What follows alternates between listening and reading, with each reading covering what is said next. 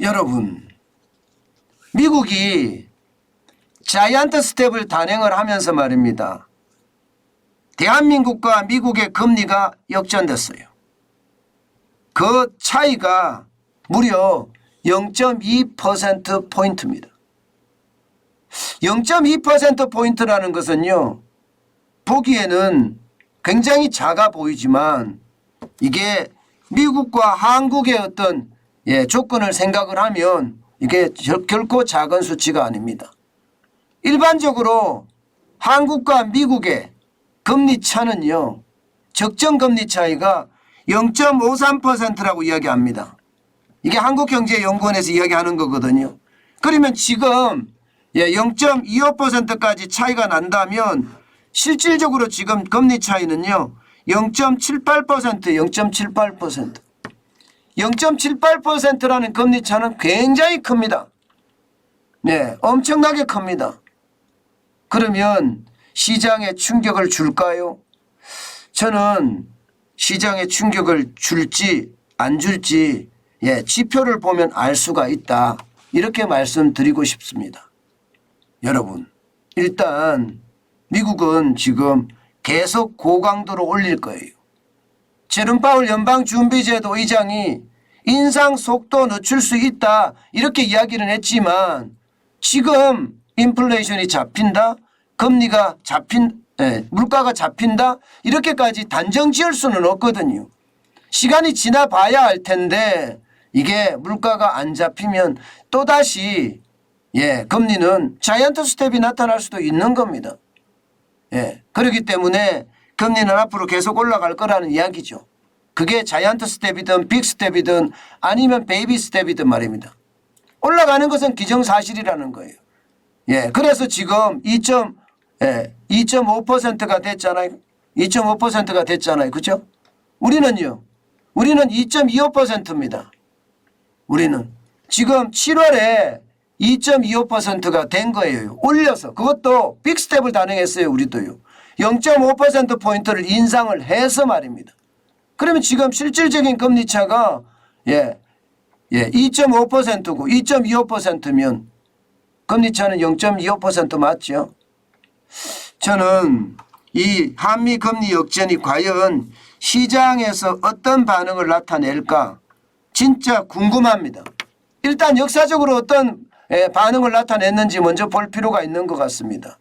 지금까지 한미 금리 역전은요 3번 일어났습니다. 보시는 것처럼 1999년 6월에서 2001년 3월까지 일어났습니다. 이때 IMF 때죠. 이때는 말입니다.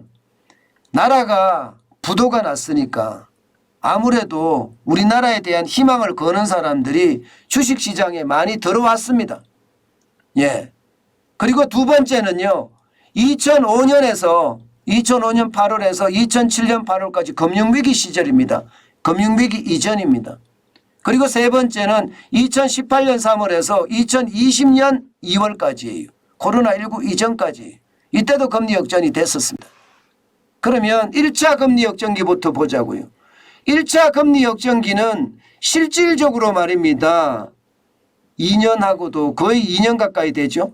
2년 가까이 되는데 이때는 주식시장에 205억 달러가 들어왔습니다. 그러나 채권시장에서는요. 여러분 좀 빠져나가기 시작했고요. 31억 달러가. 그리고 돈을 빌리는 거라든가 차입이라든가 이것은요. 173억 달러가 빠져나갔습니다. 전체적으로 주식시장에는 돈이 들어오고요. 지금 채권시장이나 차입시장에서는 돈이 빠져나갔다는 뜻이 됩니다.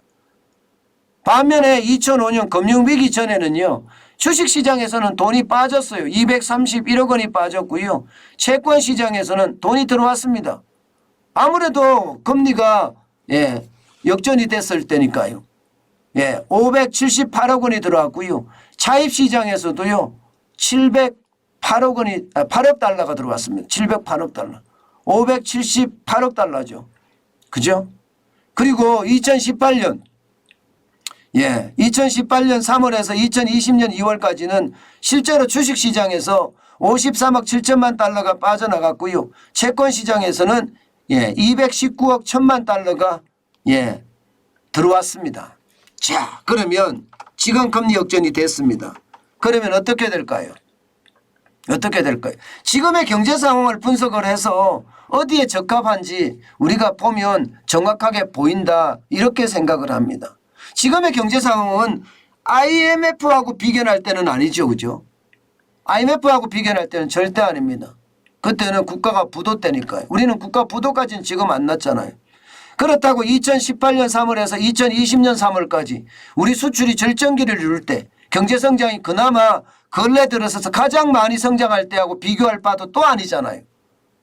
그렇다면 여러분 금융위기 이전하고 비교할 바인데 금융위기 이전에는 2005년 8월에서 2007년 8월까지 적어도 말입니다. 2년 동안에 금리 역전이 일어났는데 이때는 주식시장에서 빠져나갔습니다.